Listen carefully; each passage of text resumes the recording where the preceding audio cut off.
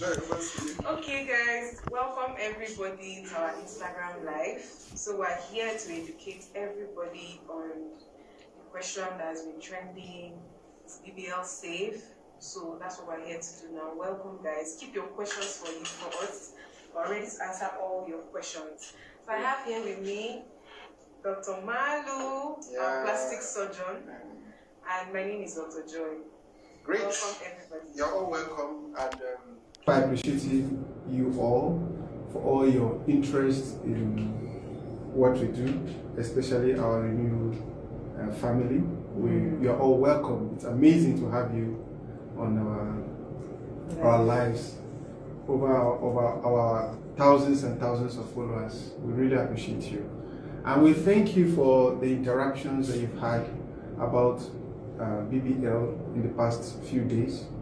All your comments are all welcome. All of you, no matter the comments you made, it's very, very welcome. It just shows that you are interested in what we are doing, and the very fact that you're interested, we really, really appreciate you. I mean, we have people commenting from all across the world. It's amazing. And all kinds of comments, we receive them. And the purpose of this life is to educate. Nothing more than that is to educate. You know, when there's no light, people walk in darkness. And we don't want you to walk in darkness, we want you to walk in light. So, as a disclaimer, our life is not to attack anybody. It's not to prove that we know more than anybody. It's not to find fault with anyone. And we got to know that somebody passed on recently. It is not to address that matter at all. So if you think that we're going to address that, no, it's not to address that. By the way, our post was not related to that, Dr. Joy, because somebody told me that it was related to that. It had no relationship. We post about safety, we post about liposuction regularly. Yes. So it was just a coincidence that our post went along with this. I, in particular, I am so busy with procedures that most times I don't follow what goes on social media. It's Dr. Joy that drew my attention just a day over yesterday. By the way, Dr. Joy is our clinical supervisor. It means she runs the hospital, so she knows everything that is going on. But I don't follow so much of what happens on social media. So it was a coincidence because none of our posts is intended to find fault with anyone or to bash anybody. Not at all. And that's why we're even having this live, so that we educate you. We observe that our question got so much interaction. The video, almost 4,000 views. 4,000? 2,000 something. No, it's almost 300,000 views now. Yeah, almost 300,000 views and thousands of comments about it. So we thought it's important to educate you so that you know the reality. Now, one thing I want you to know that is plastic surgery is not common sense. It's not common sense. It's not 1 + 1 equals to 2. No. That's why we go through training in order to become plastic surgeons. Before you become a plastic surgeon, you will have gone through medical school. You studied medicine for a minimum of 6 years. Then, of course, you do your housemanship, you do your NYSC, and thereafter you now enter into a residency program of at least 6 years. During the residency program, what happens is that we are trained in general surgery. I did general surgery for like 4 years. So yes, mandatorily, you do general surgery for about 4 years. Then you write an exam to mean that you've passed general surgery. So it is after you are done with general surgery that you go into plastic surgery. Training, proper. Now, during general surgery, you see all kinds of things. We open the abdomen, we see the appendix, we see so many things and all that. Now, you now go into plastic surgery proper, that you are trained for another 2 to 3 years in addition to whatever. Then you now write your exam. It is when you pass the exams that you are now certified to be a plastic surgeon. That's like how many years in total? Oh my God. When you add medical school of 6 years, 2 years. You have strength during medical school. Oh my God, I have strength. So all in all, before you become a plastic surgeon, if you go through a Nigerian medical school, you'll be talking about, let's say, 9 years plus 6 years, something like that. That's like 15. Yeah, about 15 years. You understand? Now, when you become a plastic surgeon, you cannot choose a specialty. like aesthetic surgery, or you go into hand surgery, or you go Face. into face. That is another training altogether. That you learn as you go. But the basic is that you must become a plastic surgeon. So the reason for this is so that what looks complex to people looks simple to you. It's now common sense to you. It's no more difficult. So what looks so complex to people is not difficult for me, because this is what I've been trained to do. If I'm giving somebody to look at a person's brain, I've been trained in neurosurgery. Yes. So if I was given to operate on somebody's brain, truly speaking, I'll mess that person up. Yeah. Because I've not been trained in that. I know that I can make a ball hole, I can open the skull. But once I open the skull, what's next? I don't know what to do. But a neurosurgeon who has been trained can open the skull, they can go into the particular areas, they can go to the deep areas of the brain and come back, and the person will still be alive and walking around. Now, the same thing to cardiology, or the same thing to cardiothoracic surgery. People who are cardiothoracic surgeons are trained to open up the chest. Yes. They can open the chest. They can disconnect the heart, the blood supply to the heart, and put it on a machine, and the person will be supplied by the machine, and work on the heart, open the heart, repair a valve inside, close it back, and connect the blood vessels back, and the person will continue living. Definitely, I'm a plastic surgeon. If you allow me to do that, then you are definitely the person will not wake up from sleep. So it is the same thing with plastic surgery. But it's interesting that when it comes to plastic surgery, people who have no training whatsoever believe that they have a say in it. Trust me, you have no say. You don't have an idea. You have no idea. And you should respect that. You should appreciate the fact that you don't know what is happening in plastic surgery. That plastic surgery is not common sense. It's not something that you just wake up and do. And this is important also for people who are not trained, but just think that plastic surgery has money, so they'll go into it. That's mostly where the problems come from. If you are not trained, it's not it. Okay, for example, Dr. Joy, you are a medical doctor, but before you came to work with Renew, did you understand this? I had absolutely no idea what was. In fact, the instruments used for the surgery, I'd never seen it before. Exactly. Apart from going on YouTube, browsing BBL and just looking, but that was my first time seeing those things in reality. As a medical doctor. As a medical doctor. Yes. So imagine those that have no idea, just go on YouTube, watch it, and feel like they know what BBL is about. Exactly. So even medical doctors, trust me, 9 out of 10 Nigerian medical doctors have never entered a plastic surgery theater. Before.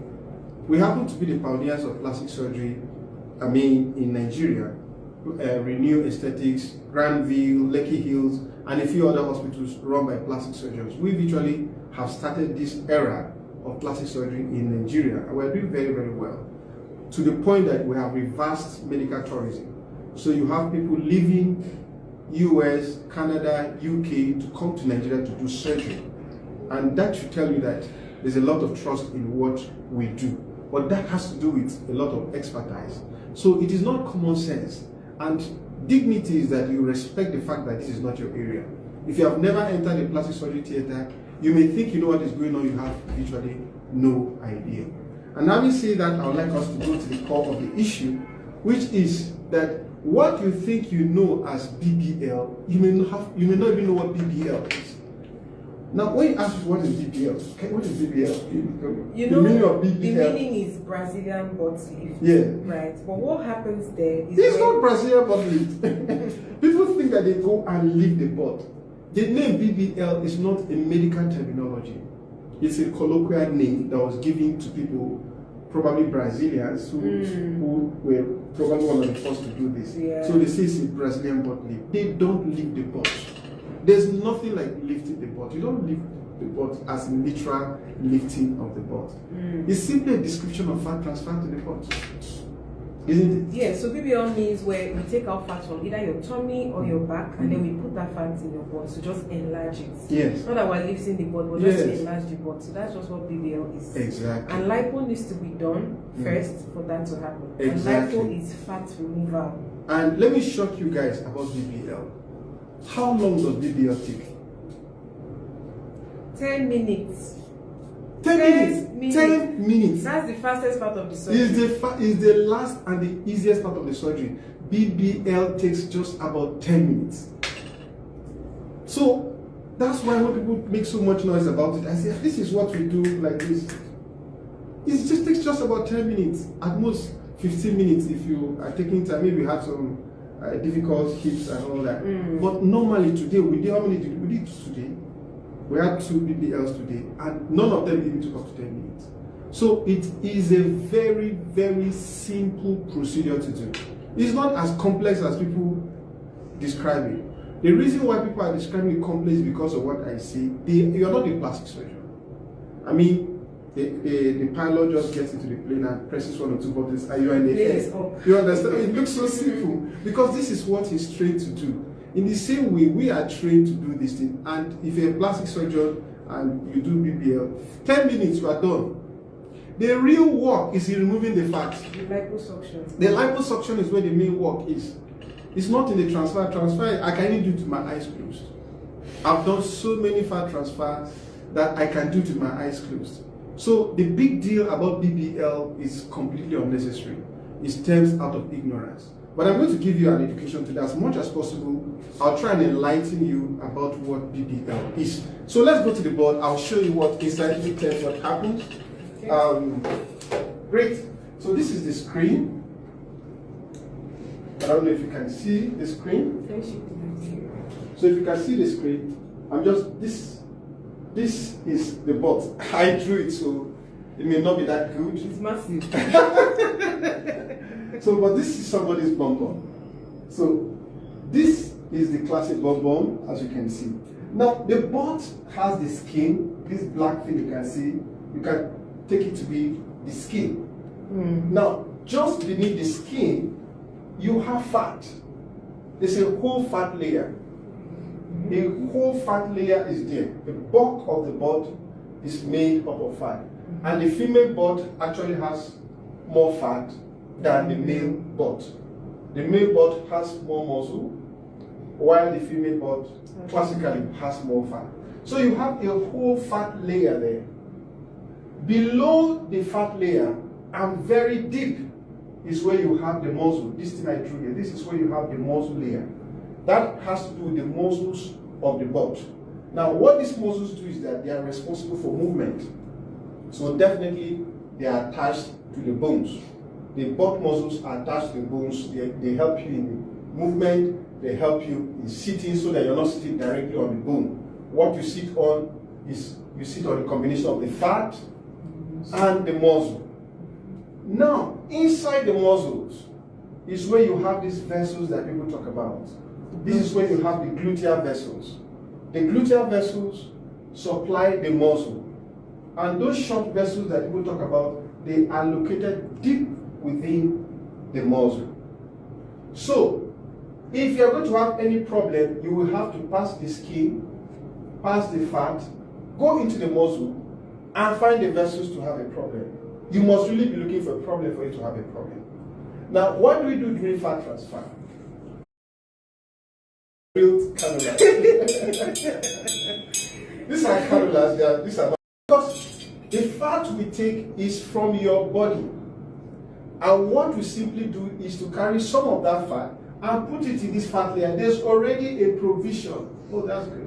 There's already a provision for the fat to go in. So you don't just put it anywhere. The fat is put within the fat layer because that is where God designed that fat should be. This fat layer, that's where He put it. Now, you don't just carry fat and inject. Let me just show us on this mannequin. So if you look at this, this is somebody who has not had fat transfer. I've nicely marked out here where I'll transfer the fat. This is where these vessels are. They are not outside. Now, when you want to put the fat, you don't do like this. You don't choke it through the skin. No, that's not what is done. And I'm saying Aproko, and by the way, all respect to Dr. Aproko, I think he's educating people, he's doing a marvelous job in educating people about medical conditions. But I think he's ignorant about this. And that's because he needs to have knowledge of what goes on. So Dr. Aproko, I invite you for free. Join us in theater. This is how you describe it. You put fat like that's not how you put fat. That's not how you put fat. What you do is that we make a small hole in the cleft. I'm describing so you make a small hole in the cleft. Then you use this what we call the butt opener. It is like a basket. It's harmless. You can see this is a real instrument actually. So it is harmless. The skin. After you open the skin, then you use another cannula and you introduce fat gradually. There are some people that connect it to a push machine. I don't connect it because it puts too much pressure. So I'll carry a syringe, there's a transfer cannula, then you put it, unless you don't know what you are doing, the chances of entering the muscle is virtually not there, unless you are ignorant or you are not trained in this area. And most people's fat is actually placed this side, it's not here. People think that you put most fat here. No, you don't put most of the fat here. Remember, I said that this is where the vessels are, deep inside. Most of the fat is put in the hip area and extended to the bottom, to this area. Rarely do people put fat here. And even when they put fat here, it's usually very, very superficial. So, scars completely. That's why ours is scarless. Because by the time we are through, the cleft already has a natural scar to see anything. So it's very simple. Now for people that may not be conversant or you have not done this, you can use what is called a scan. This is an ultrasound scan. It's a tissue ultrasound scan. And all you need to do is to locate the layer that you are dealing with. If you are not sure, or maybe in places where you have scarring, like second surgeries, you may use a scan to understand the plane. Some people have done fillers to the butt. By the way, fillers to the butt. That's where the real problem are. People who use fillers, that's where the problem is. Now, if you have had some complications or scarrings or from butt injections and there's ill definition of the planes, then you may decide to use an ultrasound to know where the plane is. But trust me, if you're a plastic surgeon, you've been doing this for years, it is so easy to differentiate this layer from this layer. So all the problems that happen, that people are talking about, are related to this muscle layer.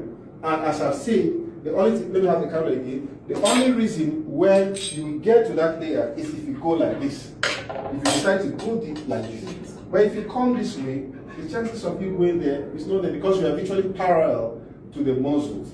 This, in simple terms, is what we do when we are doing a fat transfer. Now, having said that, I'll try to explain fat embolism. Yes. So, fat embolism is when the fat that is supposed to be here is mistakenly put in the muscle. And for you to do that, you will have to injure the vessel, because the big vessels are within the muscle. You will have to go there, injure the vessels, and put fat. When you injure the vessels, then the blood may carry the veins, carry some of the fat into the heart, and it is pumped into the lungs, and then it can cause what is called pulmonary fat embolism. PFE. That is where the problem is. Now let me tell you that it's not all the blood, the fat that enters into the blood, even if you have such a condition, that end up as pulmonary fat embolism. Some may not even go to the lungs at all. But when it goes to the lungs, that is what you call pulmonary fat embolism. That is what people call fat embolism. Fat embolism itself just means fat in the blood. And the commonest cause of fat embolism is actually fractures. People who have fractures, because some bones, actually some surrounding tissues, the bones, the fat enters there and is taken to the blood. So fractures actually can cause this. And people who have sickle cell, in some areas, sometimes they can also have fat embolism. But this is essentially what people talk about fat embolism. The complete terminology is actually pulmonary fat embolism. That's when it becomes a problem. And that is where our disagreement with Dr. Dubrow came about. Because he said that it's the deadliest thing to do and described it as immediately you have fat transfer, you are almost certain to have fat. That's not true. And I'm going to show us why I say that it's not true. And it takes you making an effort and error for you to have this, unless you're not trained. I said it in that video that I have been trained. I told you what it takes to be a plastic surgeon. For the 15 years of my training to become a plastic surgeon, and I've been a plastic surgeon now for 13 years of pulmonary fat embolism. From my training through my practice, I've not seen one case. Yes, I'll say that I practice. I've not seen people report it in conferences, and I attended plastic surgery conferences. I've not seen people bring it up as a major issue. But I say, I'm not doubting his data. He may have statistics to that effect. But I'm saying for the black population that I've mostly worked with and been trained in, I've also not gotten it reported. The person answered me. It means in books, when doctors say something is reported, it means something has been published. It has not been. We don't have such publications of people having this fat embolism. But I'll take you further to show you that it is not that common an issue from statistics. A study that was carried out, I hope you can see this also. This is a study that was carried out in 2017. So many plastic surgeons. It involved over 900 plastic surgeons who reported over 198 surgeries. This is a general study that was carried out and published in the Journal of Plastic Surgery in 2027. It's the biggest report so far about pulmonary fat embolism and cases reported by over 600 plastic surgeons. There were 32 deaths that were associated with Aesthetic Surgery Education and Research Foundation. And they discovered that the reason why they even had those 32 mortalities, just like I told us, those plastic surgeons those days used to inject the fat, not just in the fat layer, which is called the subcutaneous layer. There were 32 patients out of 198,000. You can tell me that 32 is bad, but it's that you have 198,000, you have higher than that. If it's brain surgeries, you have higher. Now, they adjusted it and educated people subcutaneous layer. And what happened? That, as I've said, they may have 1,000. Or, mistakes happen, but those mistakes should not happen. Because I have done this over and over, and I tell you, one thing I can do with my eyes closed is fat transfer. And it takes just 10 minutes. And CS, I don't go into CS right now. That will be at the end. So we'll be at the end, we'll talk about CS. But before this one, let's take some very intelligent questions that people asked in their life. Those ones. Okay. I think very good. So I'm sure that having explained this, you should be able to answer this question that can BBA be removed, transplanted. It's already a natural habitat for them. Welcome. It can happen too much. Okay. So this is a particular type of person. If you observe, the legs are very straight. Once you put too much leg, yeah, she has a kind of thing. It will look funny. So some people's fat transfer is actually out of shape. It's actually out of shape. So they come around for correction. So when you get excess fat, and I've done so many of those corrections, and that's why I tell people that at the point of liposuction, don't do too much. Let it match your frame. If you lose weight, it will still fit your frame. But people don't remove BBL. You can only reduce your butt.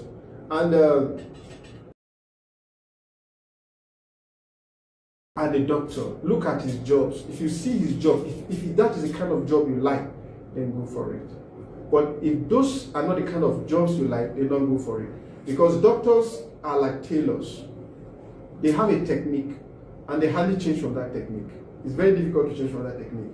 I believe in natural BBL. We introduced the phenomenon of natural BBL, where we say that the BBL should fit your frame in a way that you will not be tired of it. We introduced that phenomenon of natural BBL. So, as scarlet lipo. So that is what you want. And if you want that, you can go for that. So, could you provide an in-depth explanation of the primary factors contributing to mortality? I say it is very clear. I mean, if you don't know the technique, most times it's people who are not trained, who are not well trained, or who have not had that enough into plastic surgery, but they're not plastic surgeons, or they're not well trained. They just believe that it's just to take out fat. It's not, I say it's not common sense. What I've described to you looks simple, but it is because of practice that I can do it with my eyes closed. And I mean it, I can literally do a fat transfer. Is understanding blood vessels. I mean, you will know as plastic surgeon vessels in the body, muscles, then you are trained in the skin. So you get to know this thing as second nature. But if you're not trained in that,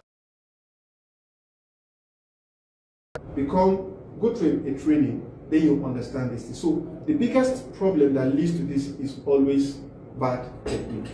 And the second thing is bad preparation. I mean, some people are not medically fit, yes, but then either they don't disclose the information, or